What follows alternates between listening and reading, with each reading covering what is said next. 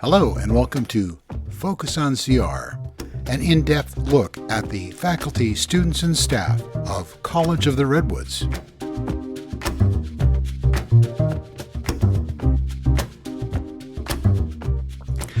Hello and welcome to Focus on CR. My name is Matt Knight and I'll be your host today. And I am joined today by Arnold King, who is the principal of Academy of the Redwoods. Welcome, Arnie. Thank you, Matt. Good to be here. Yeah, great to have you. You know, in doing my research for this, I came across your CV, and it's really pretty interesting, very eclectic, and you're from Alaska. Is that true, or you spent a lot of time in Alaska? Yeah, I was born in Cordova, Alaska. Okay. As was our PE teacher at Academy of the Redwoods, Lindsay Molina. We actually went to elementary school together up there. I'll be darned. And then you somehow made it to Humboldt County, went to middle school in Humboldt County and high school? Correct, yeah. I was a graduate of McKinneyville High School in 2005. Okay, all right. And then you got a BA in geography from Humboldt State. You taught social science at Fortuna High.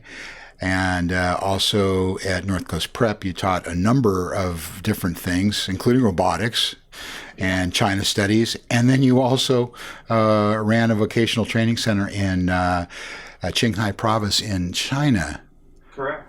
Wow, I'm impressed and awed by all that you've done in a fairly short period of time. Well, it's been fun so far. Yeah. And now you're at Academy of the Redwoods. And so before I tell people, or before we talk about what exactly Academy of the Redwoods are, I'm just going to read out the mission statement here I've got, which is Academy of the Redwoods Early College High School uses the power of place, an inclusive community, and a supportive environment to inspire and empower a wide spectrum of motivated students through a transformative program that incorporates rigorous high school curriculum with college immersion. AR will prepare all individuals to become contributing members of an ever-changing society. Wow, that's a lot. Yeah, well, we have a pretty, focused mission. It's a very specific program for our students here. Mm-hmm. They come to campus here, and we get them into college classes by, their second or third year of high school.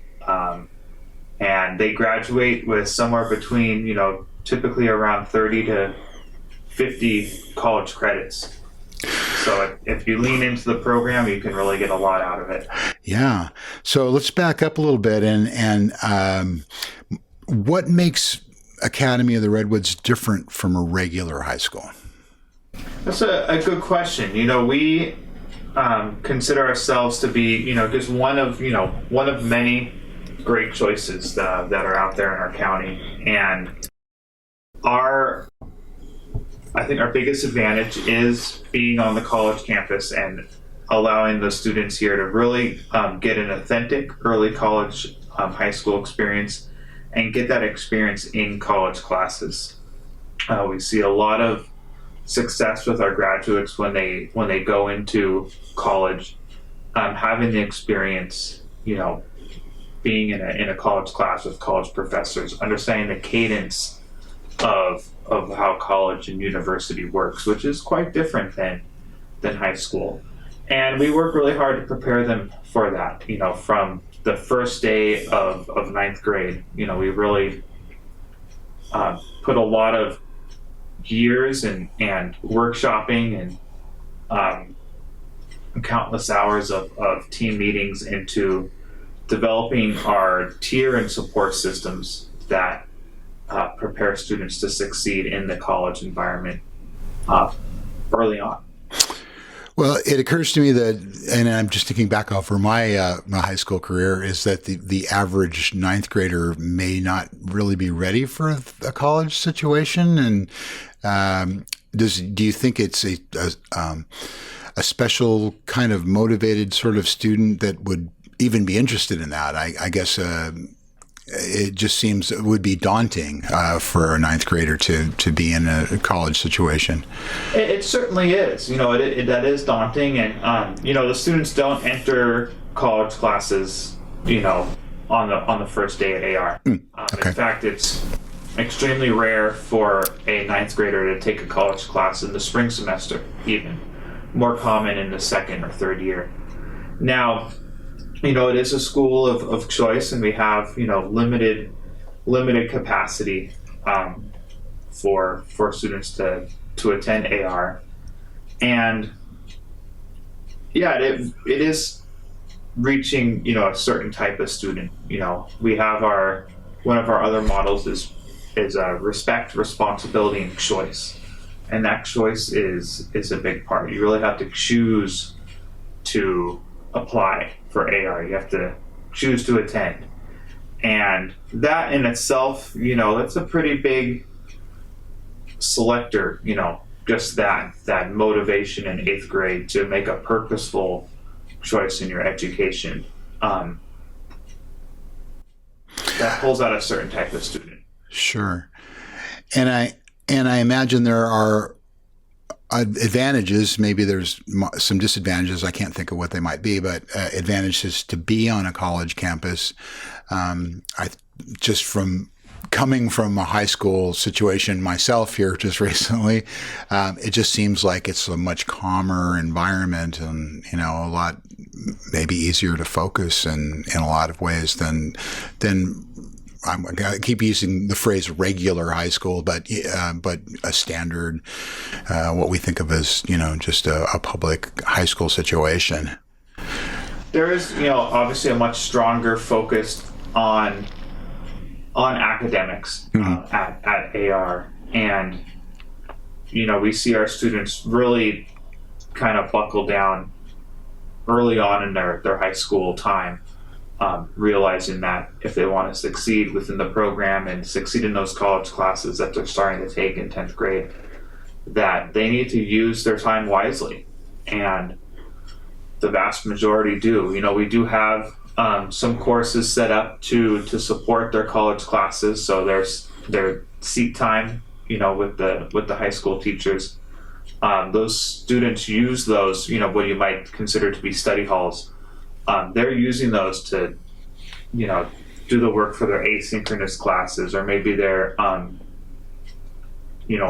online for a synchronous, Zoom course that they're taking, or they're doing their reading. And you see them around campus, in the LRC, in the cafe, and they're buried. They have their face in a book or on their laptop, getting into it. And so they learn that rigor is necessary to succeed in college, in high school, and then again when they go off to whatever they're doing next, that work ethic and those patterns, those habits, ideally those are built, and these students don't have the same kind of culture shock that first semester of college that you see a lot of students have.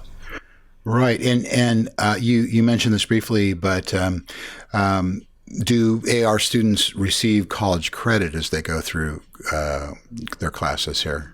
Yeah, it's a concurrent enrollment program, and so when they are attending college classes, depending on the class, they're receiving high school credit for that subject as well as college credit. So it's kind of a double whammy there. So in that way too, leaning into the program all 4 years, it can be an incredible boon for students and families. The classes are free. We're a public high school. We're part of the First Union High School District, and we're also paying for all of their textbooks as well. So, we may have students who are even able to graduate, by the end of 11th grade. But they stay on for that extra year to continue. We say this, kind of maybe clumsily, but we say they just keep vacuuming up those units. Yeah. What an advantage! Yeah. What an advantage for a high school student to leave high school with already down the college path and having credits. Really must be a terrific head start. It is. Yeah, and we also offer, the opportunity to be on the college campus. A lot of high schools are adopting dual enrollment programs, and those are also classes that are earning college credit, but they're on the high school campus. Okay. So we are there's actually not a lot of schools like ours in the state of California that are actually on a college campus and really integrated in with the campus. We have a great relationship with CR, a lot of partnerships. We're always working on articulation with different departments, so that our courses, when students are moving into college classes, that they've received the appropriate foundations to move on to that next course that make them even more successful. So, are the classes a traditional class setting, or are they a directed study sort of situation, or is it both? The Academy of the Redwoods classes? Yep. It's a traditional class setting. Okay. Yeah. All right. And in reading through some of the material, I noticed talking about a tier system. So maybe you could explain how that works. Right. Yeah, we have 3 levels of the tier system. So when the students first start at AR, their first year, 9th grade, they're in tier 1, and that's where we start working on study skills and organization and being on a college campus, being specifically at CR. A lot of it's very contextual. I think it would be difficult for us to pass on our tier program to another early college high school because it's so specific for where we're at. And it's a gradual release of responsibility, again, into that, not just a college ecosystem, but into, an independent academic career. That might not be the right word, but the next level is, we have a tier 2A and a tier 2B. So tier 2A still has a lot of instructor oversight. The students fill out a tier log. They talk about how their college classes are going, what they're doing. They have to keep track of where they are. There are sections during the day where, depending on their college class schedule and their AR class schedule, there might be little patches where they're not in either class, and so they have to be at the LRC, or they have to be somewhere specific, so that we can track what they're doing. We have to keep track of 175 kids on a college campus, which is a feat in itself. And tier 2B is in the LRC, has more independence as well. Students can start also using that section to take a college class on the section that spans lunch and tier. Obviously we have to still find time for them to have lunch outside of that. But our schedule is built specifically to match the traditional CR schedule. It doesn't match every CR class, but it matches most of them. And so our lunch and tier period fits 1-to-1 with one of the CR class sections as well. And then in tier 3, we're utilizing a system that's also not widely used around the state, but it's called course-based independent study. It essentially turns one section into an independent study, so the student in a way becomes an independent study student for those 85 minutes. Again, that can be utilized for support for a college class. They still have some sort of daily check-in or daily assignment that fulfills the the attendance requirement for that period. There's a lot of paperwork that goes along with managing a course-based independent study program, but we do have that in place for tier 3 and for our senior seminar courses. It sounds like as the students demonstrate responsibility that sort of advances them up the tier system. Is that Absolutely fair to say? Yeah, to give a student an independent study period requires an incredible amount of trust and demonstrated trust.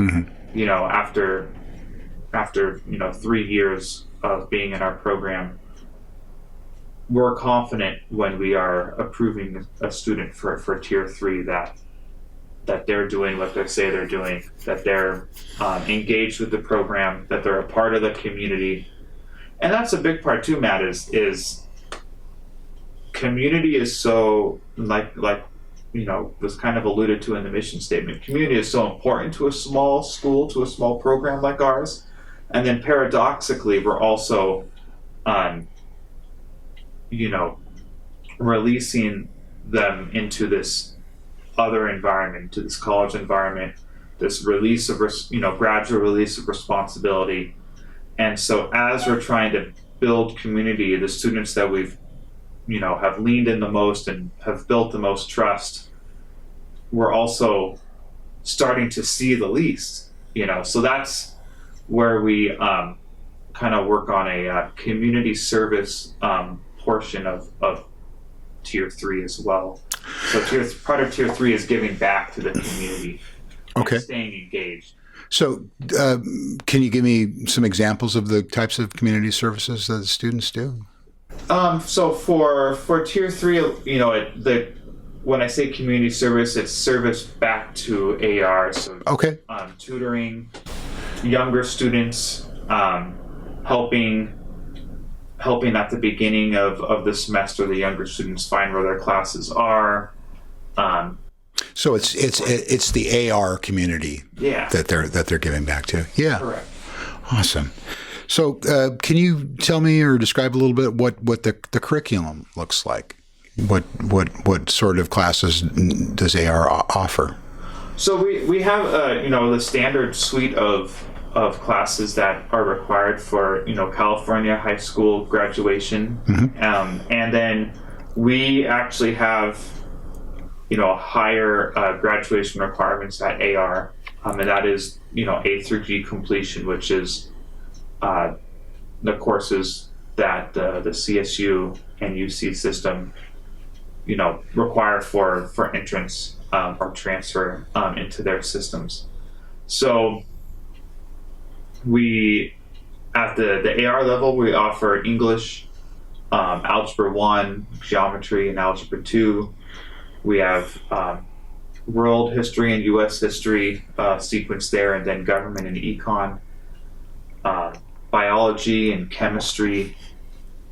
We have, again, we've mentioned the various course supports, college and career, senior seminar, and that tier program, physical education.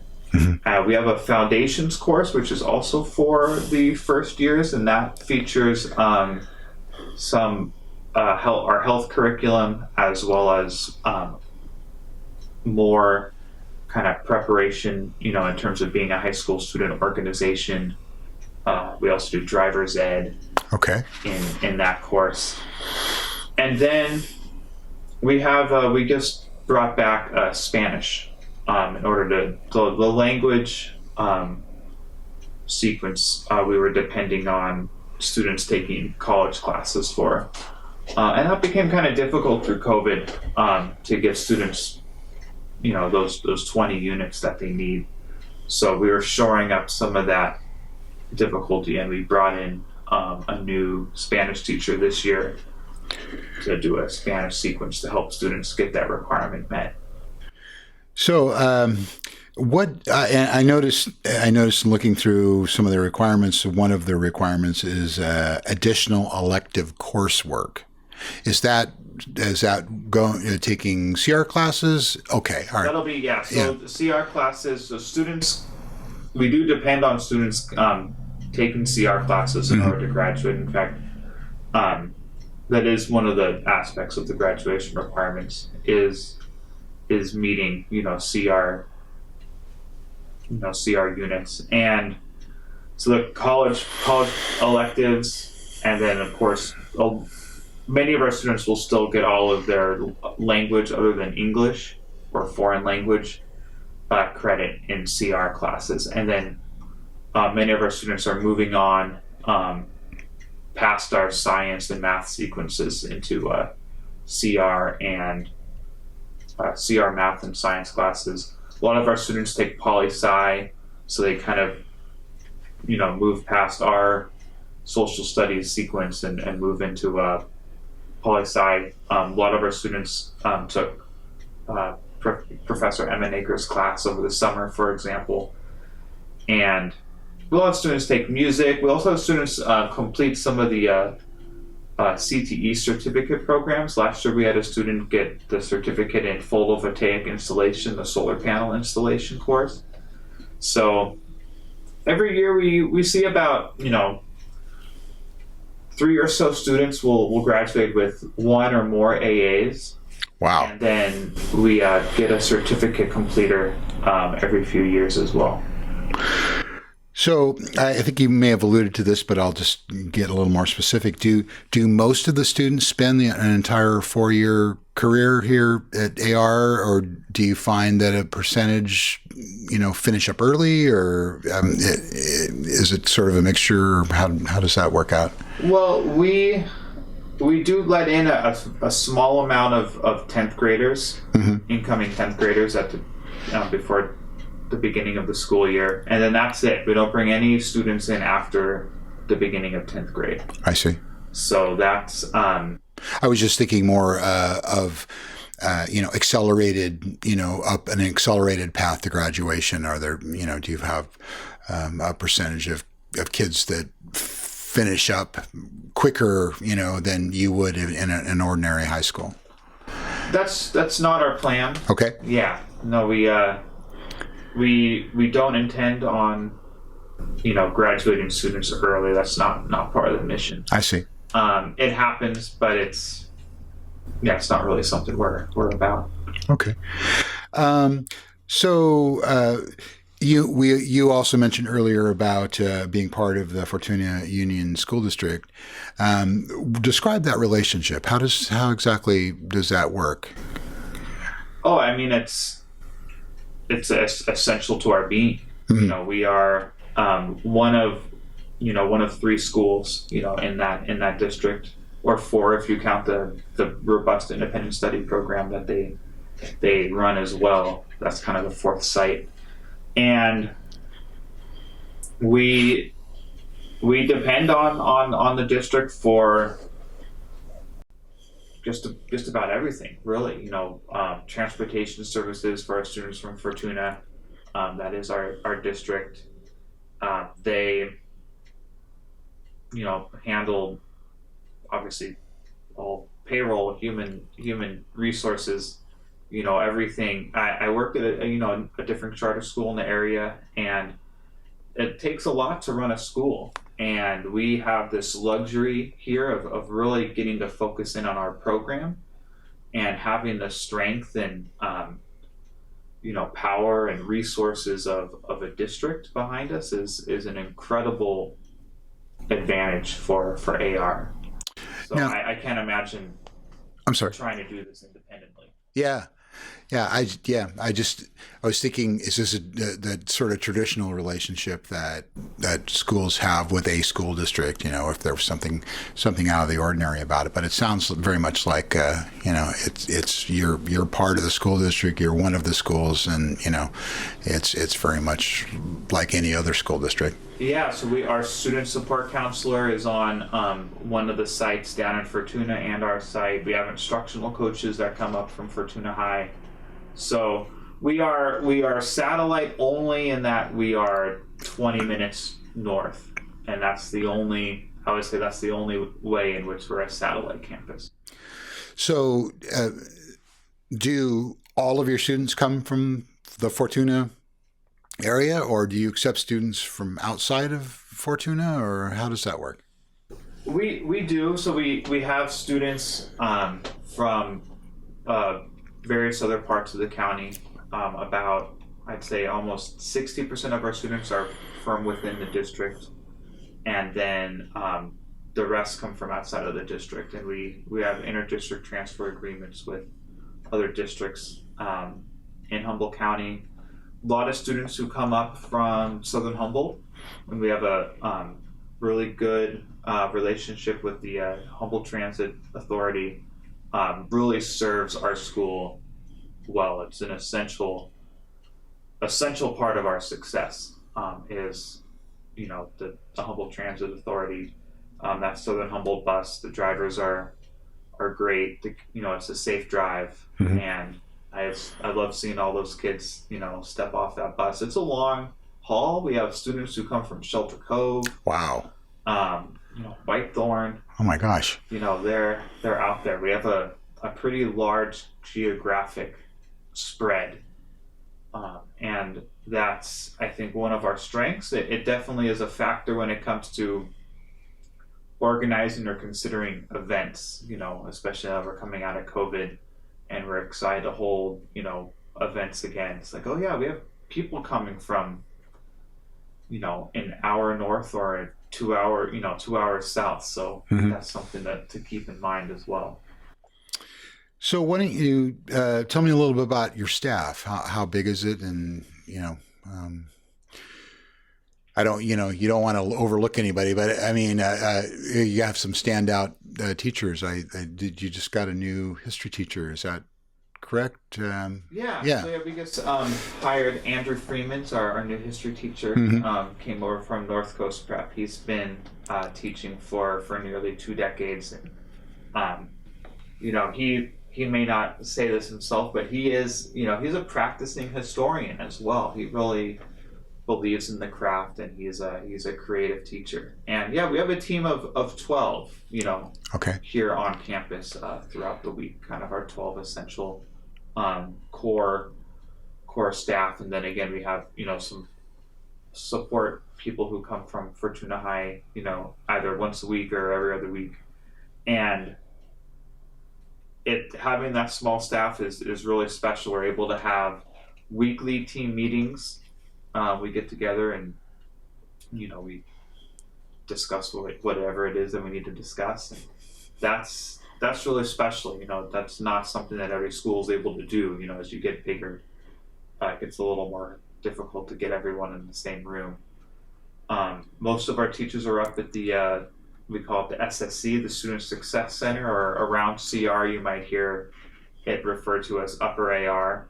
It's the very old Child Development Center. Okay. For people who are familiar with CR's history. And that's a great spot for us. All the teachers are in this nice kind of big hall. Not like a hallway, but, kind of a long room that faces out over the parking lot there. And, we got 6 teachers kind of each have their space, and it's a great collaborative room. And it's a good spot for our kids too. It's fenced off up at the top there. And so the students at lunchtime, they can come up there and they can kind of take a load off and be high school kids again. They can be loud, they don't have to adjust their volume as much, because when they step out, back onto the college campus, there's a lot of expectations on them. We really emphasize to each kid that you are AR. Each one of you is an impression of the entire school. When something goes wrong, that's what I'll it say reflects back. Yeah. It's like, hey, did they see you, or what did they see? And the kid, their head will go down. They go, they saw AR. It's like, yeah, they did. Okay. Yeah. And that's all it takes sometimes. Right. Yeah. Lesson learned. So I noticed an event that you haven't been holding in person, I think, because of COVID. But I don't know if you're back to holding it, and maybe you could talk a little bit about Student and Family Information Night. Are you still doing that event?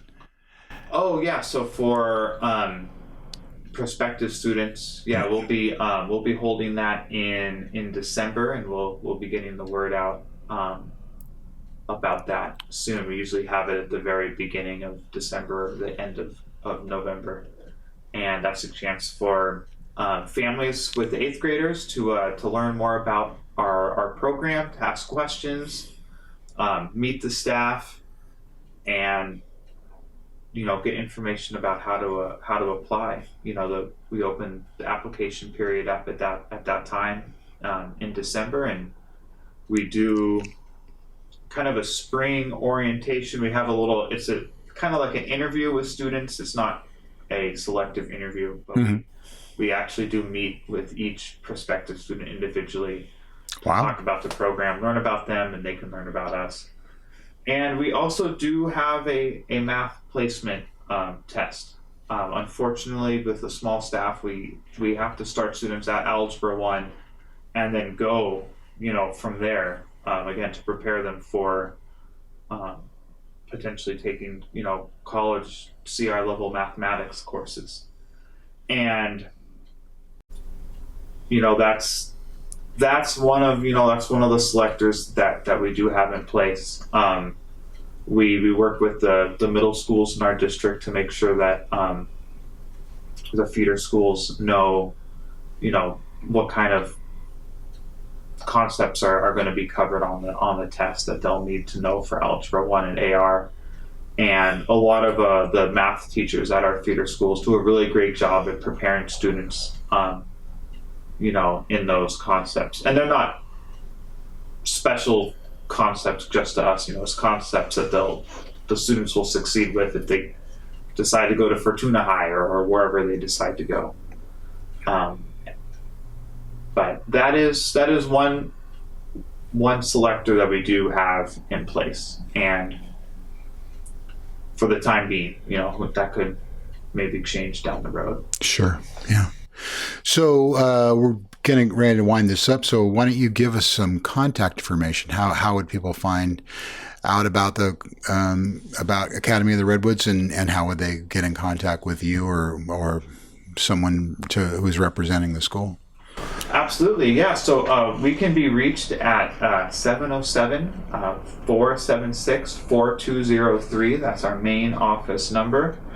And our website is at ar.fuhsdistrict.net. And that website, that URL will get you to, we're going to be launching a new website in October, but that URL will continue to work. So in September, it's going to take you to our older website. In October, it'll look completely different, but that same URL will get you there. Awesome. And we also have a Facebook page. Just search Academy of the Redwoods. Great. Yeah. Well, Arnie King, principal of Academy of the Redwoods, thanks so much for being on Focus on CR. And thanks everybody for listening, and we'll see you again next time. All right, Matt, thank you. You're welcome. Thanks for joining us on Focus on CR.